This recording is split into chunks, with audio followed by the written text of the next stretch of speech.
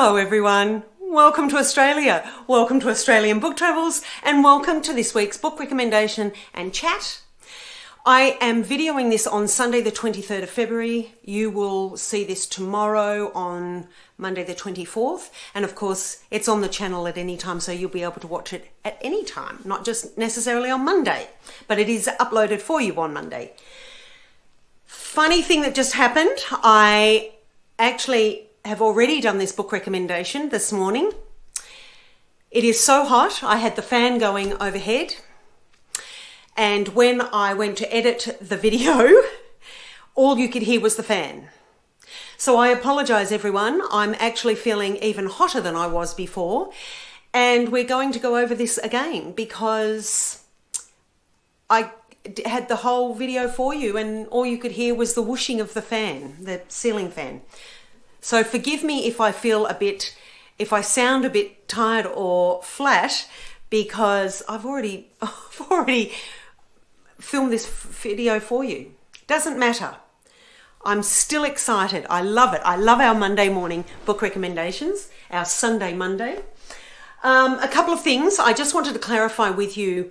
Last week I mentioned that we will be pulling back on the travel videos because of the channel's not doing as well as we want, and we're going to try and work out, we may have to split the channel into two, the book recommendations and the travel videos. I'm just working out how best to do that through YouTube, and whether that's sort of having to sacrifice this channel, I'm not too sure. That's going to take me a while to work out because I am not I'm not really savvy with YouTube. So that will take me a while. So I'll work all of that out. But in the meantime, we do have to pull back on those travel videos, as you know, just because of the cost. And so, but what I did want to make clear, and I will actually be making a video for this week's travel video, just as a preface to let people know, those who don't watch the book recommendations, but they only watch the travel videos, they don't yet know that I'm pulling back on the travel videos. So I will be videoing for them today as a preface for next Saturday's video to let them know what's happening with the channel. But what we are doing, and a number of you have mentioned it, you've asked for this, so we think it's a great idea. We will have a Saturday video, and it may be something like a slow living video. It may just be us walking through, or me walking through a forest here in Australia, locally, and it's just for a relax for you. It may be that we just, we go through the bush and we listen to the birds. It may be slow living around here, so you get little snippets of what we've done during the week around the property. It may be a video of just the dogs running around and giving you a little bit of happiness for the week. Interspersed with, every now and then, there will be a travel video.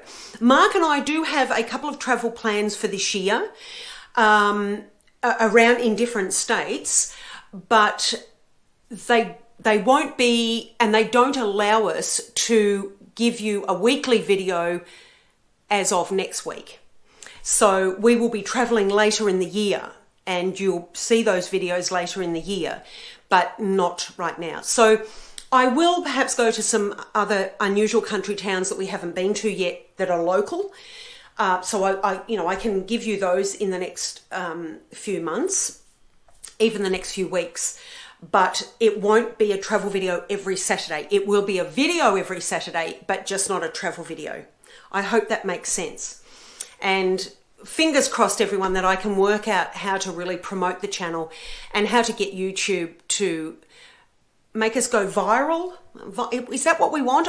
Anyway, we want it more successful than what it is. And so, yeah, we're just trying to work that out. Okay, everyone, goggles on. Take 2 for this video.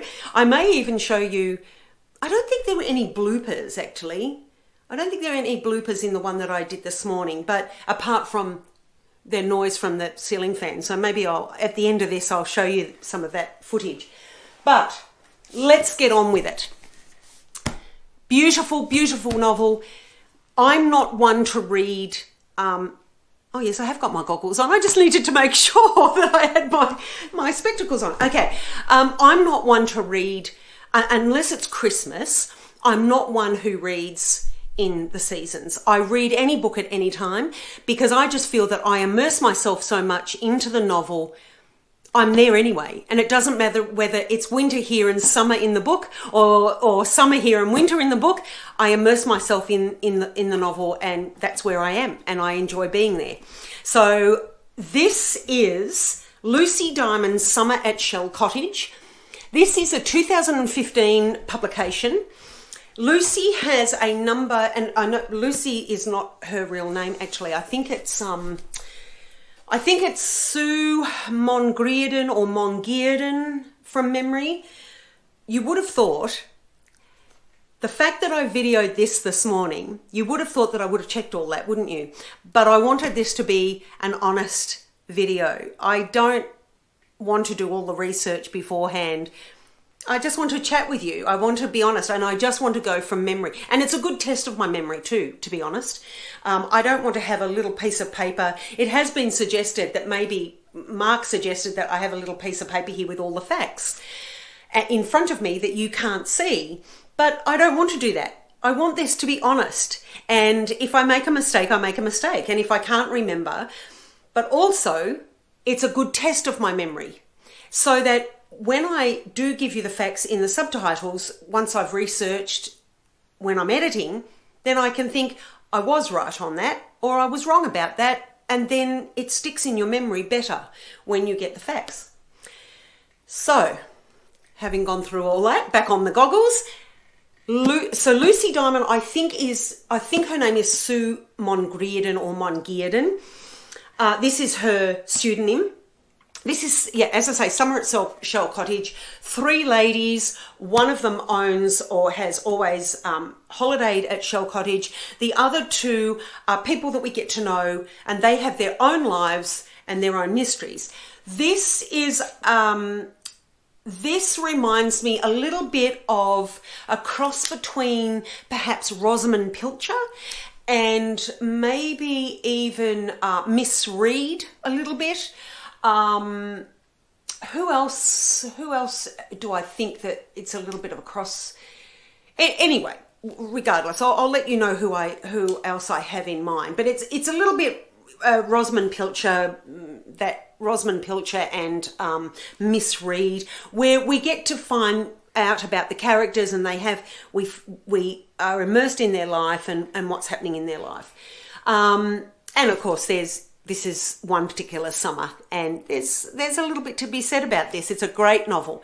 Now, this is about 400 pages, I think, from memory. Yes, I think I'm right. Yes, 462. It feels like a 400. Just feels that weight and that physicality of a 400 page book, and it is. Sorry, everyone. That's just me trying to get my bearings on a novel, and to be able to judge by feeling it how many pages there are in it. It's just my little quirk. This is really good, and Lucy has written. I don't think I'm wrong in saying she's written about 15 or 16 of these styles.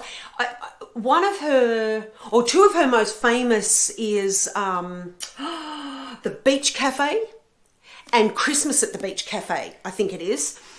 I recommend them. They're really good, comfy, cozy, exciting, interesting, funny novels. I recommend Lucy Diamond. She is English, and of course this is set in Devon, I think, from memory.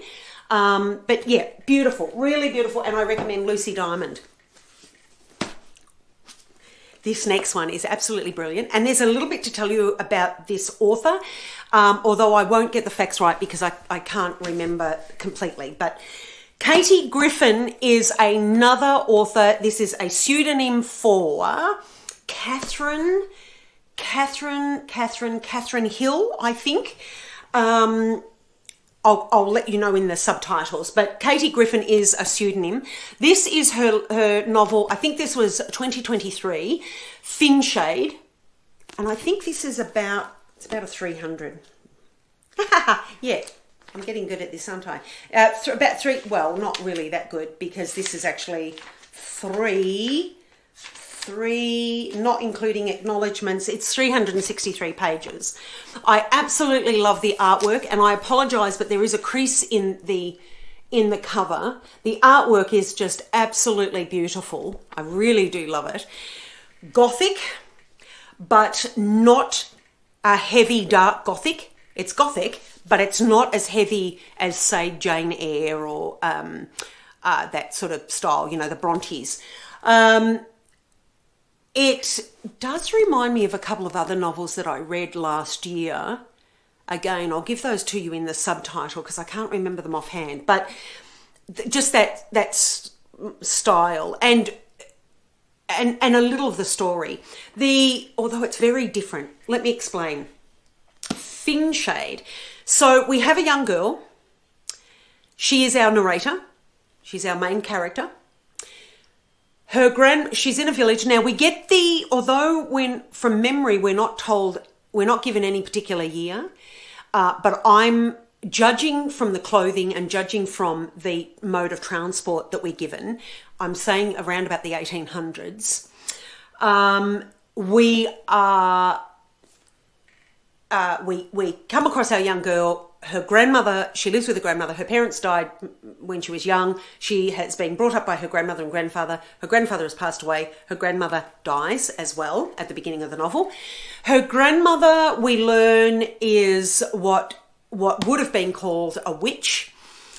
She was a midwife. She was a herbalist. We would now call her a herbalist, although she does do a little bit of, there is a little bit of not witchcraft, but a little bit of fortune telling to her family, not to others, but for her family and particularly for her granddaughter. The grandmother dies. The daughter our protagonist has taken over some of the grandmother's herbal abilities and some of her witchcraft, fortune telling. The rest of the family, aunties and so forth, clearly don't like this young girl, and they send her off. She's only about 16, maybe a bit younger, I think. They send her off to a home, a manor, to be a governess for a young child. Now, I'm not going to tell you, I don't like telling you about all of these novels, but I want you to discover them for yourself and to make get your own interpretation of this, because there are many interpretations of every novel. Everyone will tell you a little bit different, although the stories are the stories. You can't get away from that. That's fact. But there is so much more that can twist and sway you to believe otherwise in novels, and particularly in this one. I love this. I absolutely loved it, but I grew not to particularly like our narrator. I respect her because she's honest about herself. She doesn't lie about herself. She's telling you that she's not a very nice person. And so I respected her for that. I respected the character, and the character has a lot of depth. There is a lot of depth to this character and to others in the novel. And there's quite a bit that goes on. She's a little bit, for me, she's a bit of a vixen. She's got her own agenda, everyone. That's how I see her. She's very, she's not demure, and she's going to go for what she wants. So for that reason, it's not a Jane Austen novel. It's really intriguing and interesting. And there are, like a lot of Gothic novels, there are mysteries in here, but really, really interesting mysteries. And I really enjoyed this. I thoroughly enjoyed it. I recommend it. Put it on your to be read pile. This is Finshade by Kate Griffin, also known as Catherine. I think it's Catherine Hill, but I'll correct myself if need be. Kate Griffin as Kate Griffin, she's also written another novel, which I'll let you know in the subtitles. She's written it with another author whose name also escapes me. I don't know whether it was published last year or if it's being published this year. The title has been released, but I don't know if it was last year or if it's going to be released this year. I'll let you know anyway, but that looks just as intriguing. Kate Griffin also writes a lot of adult, she writes a lot of adult fantasy, but adult fantasy, like really good writer. Beautifully written, very descriptive. I thoroughly enjoyed this. I cannot wait to read this new novel, and I will be reading a lot more of Kate Griffin's. I recommend it, everyone. Do yourself a favour, put it on your TBR list. Now, this year is Jane Austen's 250th anniversary, and as a result, I will bring you a few books throughout the year that I have enjoyed of Jane Austen or about Jane Austen. One that I really enjoyed is by Rory Muir. This is Love and Marriage in the Age of Jane Austen. Now, he does talk about Jane Austen and her work in here, but it really is more about courtship and expectations of women, marriage, death in marriage, domestic violence in marriage in Jane Austen's time, in that Regency time, so domestic violence, divorce, and how it was considered, and who and what were able to divorce. It's really good. There are no illustrations or photos or anything like that in here. It is all text, but at the back of the book there is a huge bibliography and index and endnotes. I mean, I think that's about 100 pages on its own. I could be wrong. It's around about 100 pages on its own. But the titles, excuse me, everyone, I've got a bit of my throat is better too, everyone. I've been on this diet and I have the sensation of having a lump in my throat is now gone. Most days. There is a little bit of a feeling some days, but I am so happy. And my ears feel better. There's no pressure on my ears, so it's really good. I just want to let you know that. Okay, so some of the titles in this, it says about meeting, so how people met, attraction, courtship, hesitation and heartbreak, proposals, engagements and marriage settlements, weddings and honeymoons, elopements, abductions, mistresses. Where did witnesses come from? Mistresses, spinsters and bachelors, early married life, unhappy marriages, children, careers, widows and widowers. It's really interesting, and it's something that you can flick through each chapter. If you're interested in widows and widowers in the Regency era, you can just flick to that.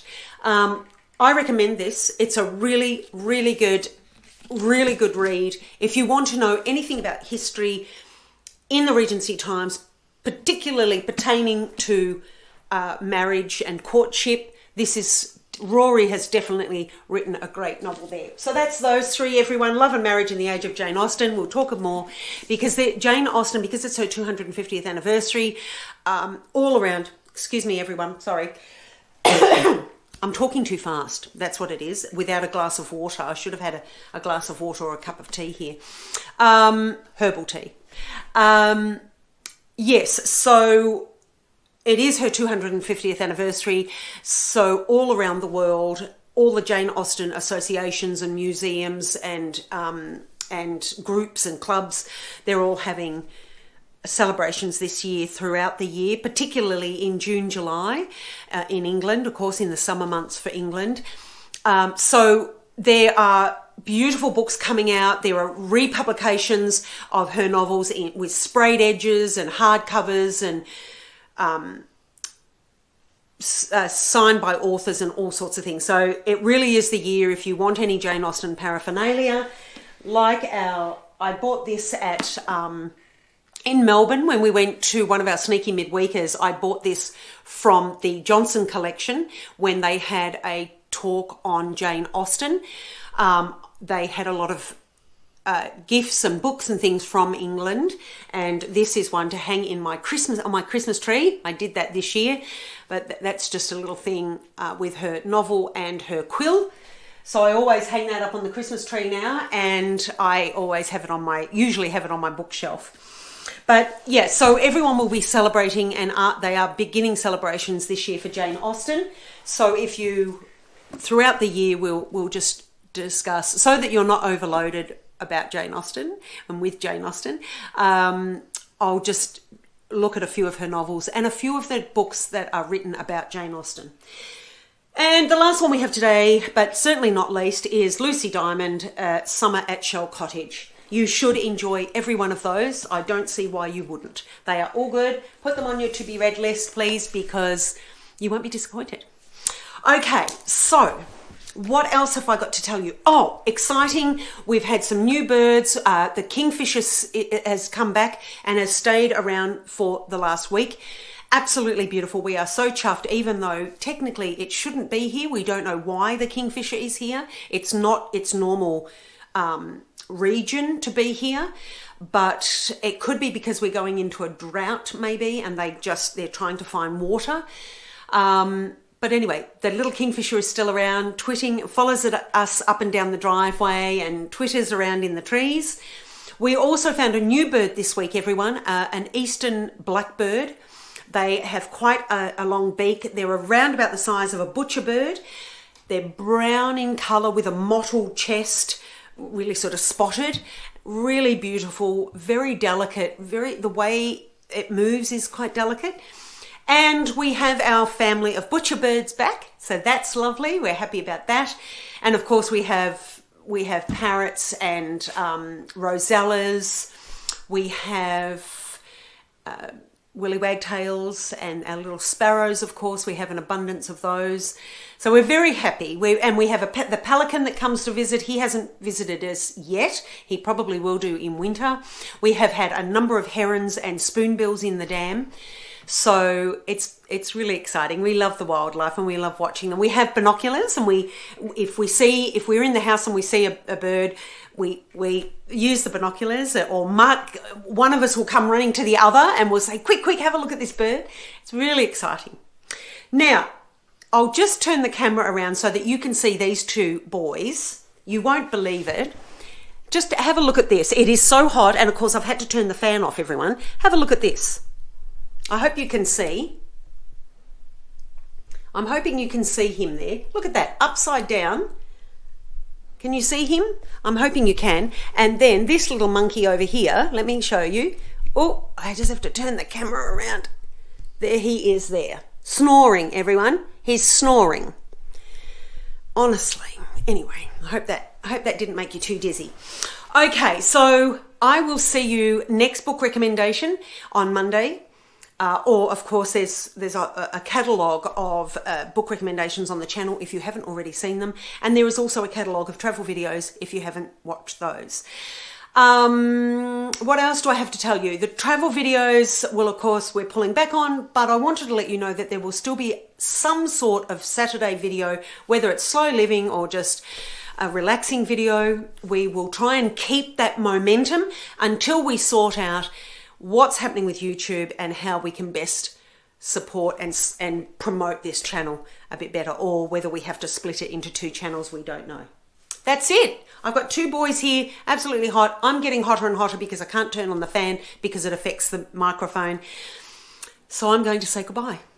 I hope you all have a lovely week. I hope you've had a lovely week. I hope if you're in the Northern Hemisphere that you are keeping warm. I know I've been watching your weather, and I have been watching some of the social media, and you are coming into your spring, and I can see spring flowers and snowdrops, and it's just beautiful. So congratulations, you're coming into spring.